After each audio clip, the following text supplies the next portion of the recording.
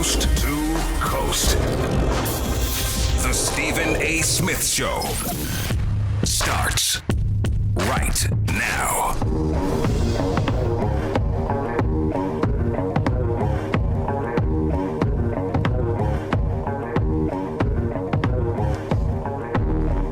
Human being.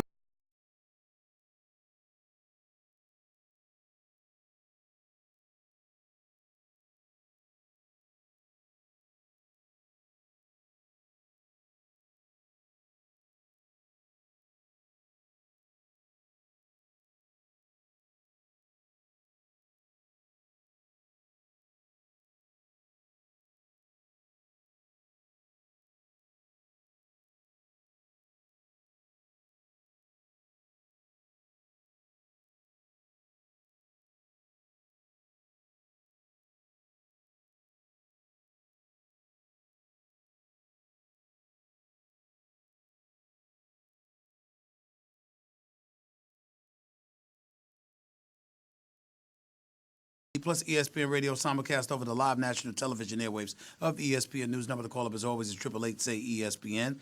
That's 888-729-3776 from the biggest concerts and games to the hottest theater shows and more. Vivid Seats has it all. Download the app and join the Vivid Seats Rewards loyalty program today. Also, ESPN Radio is presented by Progressive Insurance. Drivers who switch and save pay an average of $699 less per year. I'm going to get into what I told you about. We've been talking about Eli Manning and Jalen Ramsey in hour number 1. Hour number 2, I'm about to get into Kevin Durant and Steph Curry just a little bit. But allow me to veer left for a second here or a few minutes actually, and inform my listeners nationwide what's going on with me this upcoming Friday. For those of you who don't know, many of you already know, I was named the ambassador for HBCU Week, scheduled for this Friday, September 20th, live at Delaware State University. First Take will be in the house. My television show on every weekday morning with Max Kellerman and Molly Kiram on ESPN from 10 a.m. to noon. The show will be live from 76ers Fieldhouse in Wilmington, Delaware, this Friday from 10 a.m. to noon. And obviously, thousands of people are expected to show. I think the capacity is anywhere from 2,500 to 3,000. We're actually expecting more than that. And it's in celebration of HBCU Week. HBCU Week, this is the third annual HBCU Week. It was not started by myself. The co-creators of the event was a gentleman by the name of Earl Cooper, another lovely lady by the name of Ashley Christopher, who've done a phenomenal job. They work for the mayor's office, Mayor Persecki, in Wilmington, Delaware. Governor John Carney's involved, both U.S. senators, especially Senator Chris Coon, who I've had the pleasure of meeting and talking to in the past. He's expected to be a part of it as well. Magic Johnson is coming in the house because he's a vendor and does business with HBCUs. Troy Vincent, the executive VP for the National Football League, who starred for the Eagles over the course of many years in the National Football League. He's going to be willing, obviously, to address the corporate side of things. For those of you who don't know, the NFL does an outstanding job in terms of trying to contribute to HBCUs as well, because what they do is just a couple of years ago when the Super Bowl was in Houston, they acknowledged and publicized their partnership with the SWAC conference, the CIAA conference, the MEAC conference, the SAIC conference. And, what happens is that they've tried to encourage graduates from HBCUs to get involved and participate in sports management. So the NFL has opened its doors of opportunities to some folks coming from HBCUs, which is obviously they deserve major kudos on that. And Troy Vincent is going to be in attendance to speak about those things, along with a bevy of other issues, of course. As the ambassador, essentially, my role is to help bring attention to HBCUs and the kind of benefits that it offers. 3% of our population, black population, ends up going to the HBCUs, but it also ends up materializing into over 30 to 40% of folks working in the field of education and beyond, dentistry and other various professions. They emanate from HBCUs. And so when you look at folks coming from impoverished backgrounds, particularly from the minority communities, my goal has always been to bring attention to HBCUs and the values that they can have and a multitude of lives out there. I am an HBCU graduate. I graduated from Winston-Salem State University in December of 1991, marched in May of 1992.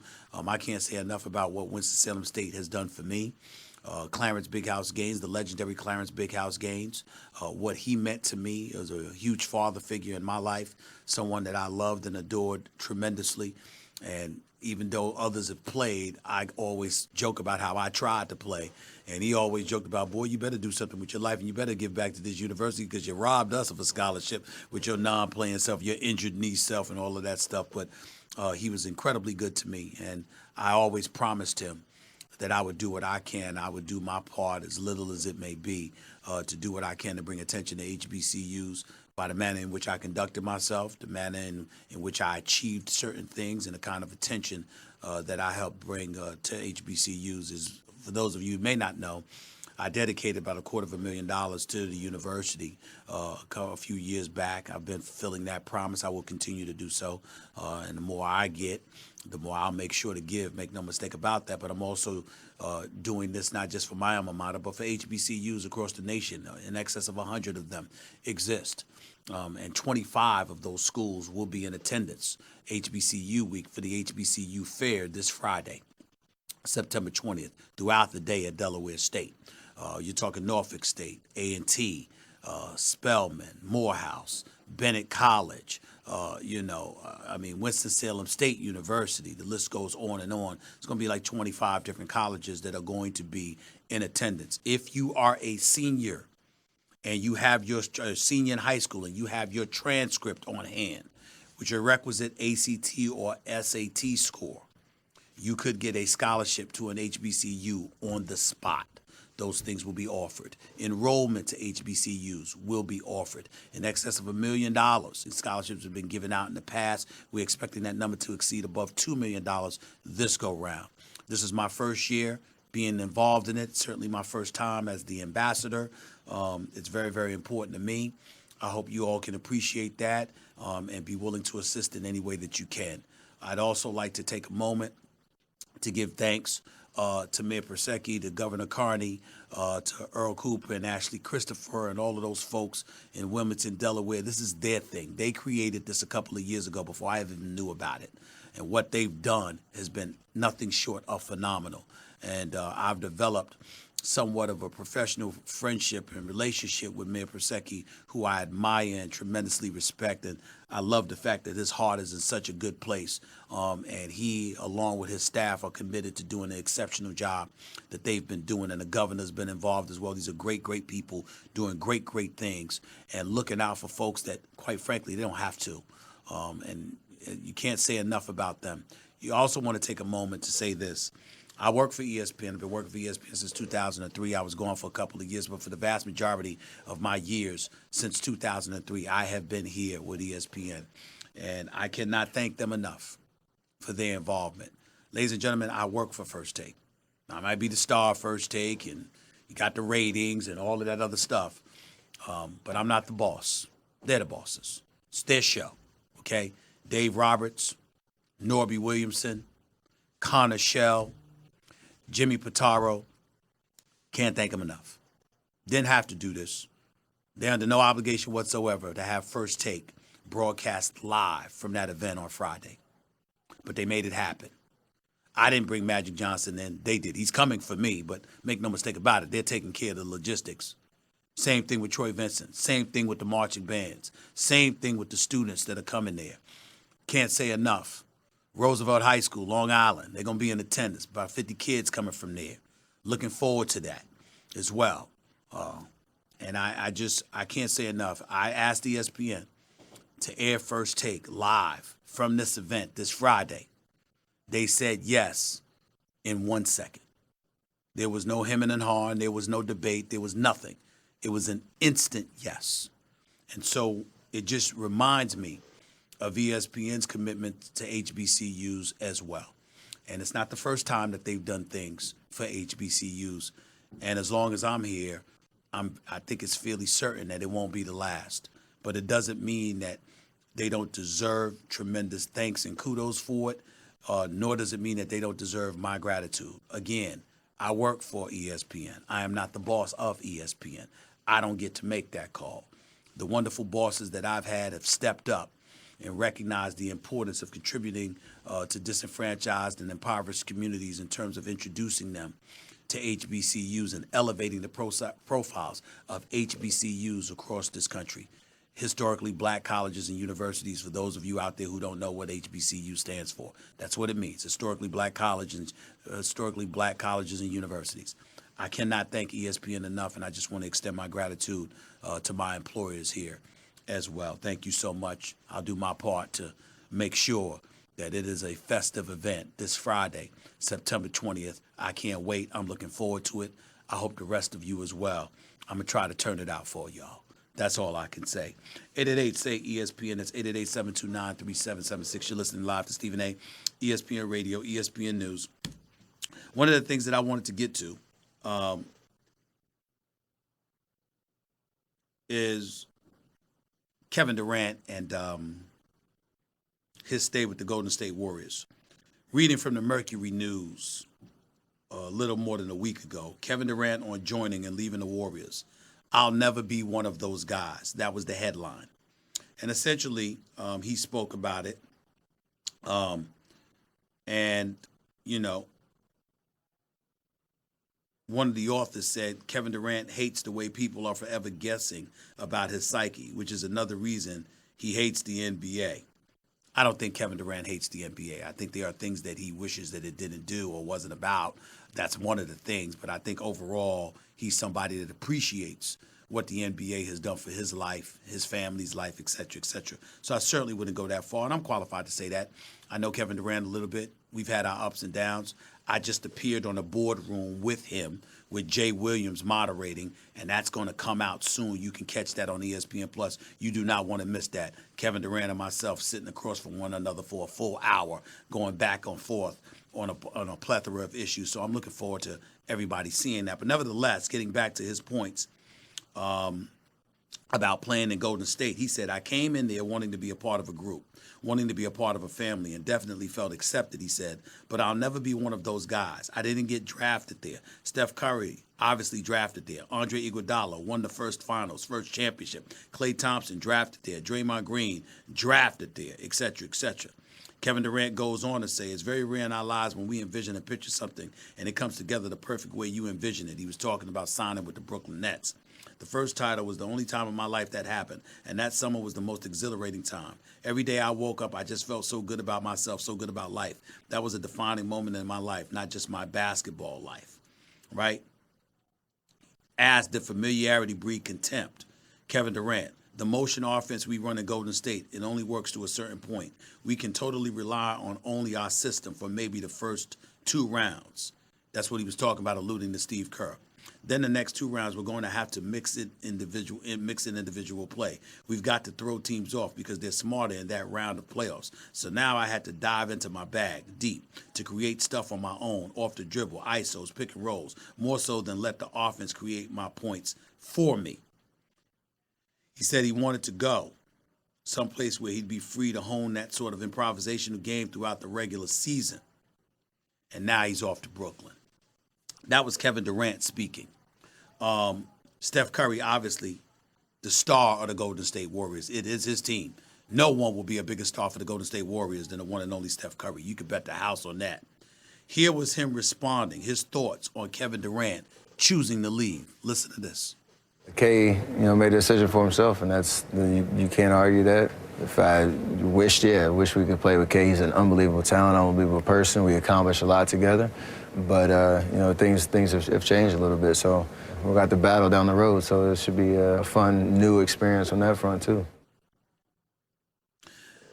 Steph Curry also spoke about Kevin Durant saying he never felt accepted by the team. Listen to Steph Curry here. I mean, that's tough. There's so many narratives that go on, especially when you're at the top of the league. But at the end of the day, I think he knows, what we were about as teammates, what we were about as friends on and off the court, whatever he, needed to do to make that decision, and however he wants to explain that, that's what's going to happen. All right, ladies and gentlemen, let me break this down for y'all. Here's the deal. Kevin Durant goes to the Golden State Warriors. He went there to capture rings, but he also went there because he felt that the system catered to him and his gifts a little bit better and that he would mature and grow as a basketball player. Fair enough. Nevertheless, what it came down to is this. Was the idea, was it an acerbic and abrasive relationship with guys? No. Had that one bad incident in public with Draymond Green. But essentially, Kevin Durant was a relative loner. The team did their thing. He did his thing. Is it right that he never felt a part of the family? Speaking to some members of the Golden State Warriors, it certainly appeared that way. They felt that he was separate and apart to some degree from the team, that he kept to himself, that he was private, that he didn't necessarily let people in. That was the only critical thing that I had ever heard about Kevin Durant from his teammates or from any member of the organization. Having said all of that, is it plausible that he and Draymond Green didn't have the greatest relationship? That Draymond Green don't give a damn that he's gone? Hell yes, it's plausible. Because here's the thing that you have to understand about Draymond Green. First of all, I love the brother, so don't expect a critical word about Draymond Green from me. I love the brother, and I love him for this reason. He is as real as it gets. He's not a liar. He's the kind of person, he either likes you or he doesn't. And he ain't shy about letting you know it. You, not hearing it from somebody else, he'll tell you. And there were certainly things that he didn't like about Kevin Durant, whatever those things are. He was never specific. He never said that he didn't like him. You could just tell that the level of affection that he had for the Klay Thompsons and Steph Currys of the world, it wasn't shared that way for Kevin Durant ultimately. Was it that way when Kevin Durant first arrived? Yes. Was it that way when they won the second championship? Yes. But once Kevin Durant was destined to be a free agent this upcoming summer, and it was clear he had one foot out the door in their eyes, it was undeniable that Draymond Green had some feelings about that. But I still think everybody's missing the boat. And it ain't got nothing to do with Steph, because it's impossible not to love Steph, and it's impossible to have an abrasive relationship with Steph. Steph is the golden boy, the Golden State Warriors, true. But Steph is selfless. Steph is unselfish. Steph doesn't mind sharing the wealth. He made flagrant sacrifices to bring Kevin Durant in and to get him maturated into the situation and the system in Golden State. And when Kevin Durant went down after he tried to come back in Game 5 and had to be escorted to the locker room, it was Steph Curry that was behind him, patting him on the shoulder and walking him to that locker room, because there's a level of class and decency and genuine affection that Steph Curry has for everybody. Everybody, including me. Hell, I go to him for golf club advice, for crying out loud. Steph Curry's the man. He's a special dude. But you know who else is special?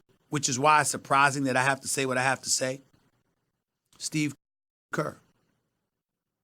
What's undeniable is that Kevin Durant did not have the greatest relationship with Steve Kerr. I don't know why. I never talked to Kevin Durant about that. Never talked to Steve Kerr about that. But what I've been told, they did not have the greatest relationship. The exact words that I was told, in fact, is that Kevin Durant wasn't feeling Steve Kerr. Wasn't too keen on hearing anything he had to say. Period. People didn't even know why. Now, that's a shocker to me, because I happen to think that Steve Kerr is one of the nicest people you could ever meet in your life. Very classy, conscientious, thoughtful, and clearly a brilliant coach, without question. Well, what he's done in Golden State, you cannot deny the job that Steve Kerr has done. Can't deny it. But the fact that he didn't necessarily vibe with Kevin Durant, it's not like Kevin Durant disrespected him, not like they didn't talk or anything like that. I heard he was not feeling him, but that's all I heard. Makes you wonder what life would have been like if Mark Jackson was coaching Kevin Durant. One question you could sit there and say, would Mark Jackson have won championships with this team? I say yes. The other question you could ask is, would Kevin Durant have wanted to leave if Mark Jackson was the coach instead of Steve Kerr? I don't know the answer to that question. Time will tell, remains to be seen. We shall see. I don't know. But I do know that Kevin Durant did feel separate and apart from the rest of the team. I do know that's the impression that he gave folks within the organization, maybe with the exception of Bob Myers, the general manager. And I'm quite surprised that somebody like Steve Kerr doesn't get much better than Steve Kerr, y'all, as a coach or a person. I don't understand why Kevin Durant wasn't feeling him. Never asked him. But I don't know why. But I do know that was the case. So take that in any way you can. Take that for what it is. One of the other things KD said to the Wall Street Journal, as my time went on, I started to realize I'm just different from the rest of the guys. It's not a bad thing, just my circumstances, how I came up in the league. And on top of that, the media always looked at it like KD and the Warriors. So it's like nobody could get a full acceptance of me there. That's what Kevin Durant said. That's what Kevin Durant said. No way around it. 888-SAY-ESPN, that's 888-729-3776. Back with your calls and more in a minute. Also, Tillman Fertitta, the owner for the Houston Rockets. He'll be on with yours truly in a few. Don't touch that dial. It's the Stephen A. Smith Show, ESPN Radio, ESPN News. By the way, when it comes to hiring, you don't have time to waste. You need to get to your short list of qualified candidates fast. That's why you need Indeed.com. Post a job in minutes, set up screening questions based on your job requirements, then zero